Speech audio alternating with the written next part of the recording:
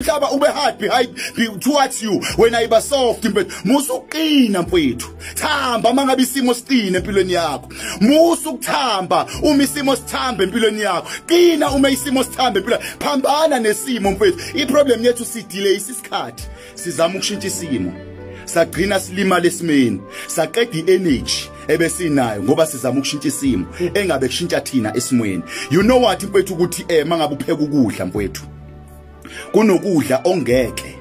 uze ukuphakele ukuphake kusavutha umlilo fana ucima umlilo kwema uphaka ukudla mongacimanga umlilo khipha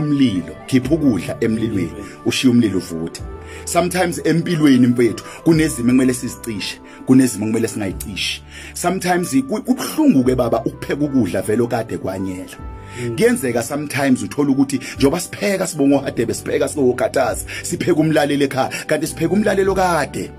anyela mfethu uyabona ujeqe emonyelile mfethu uthi uyawushamba ethi ubonke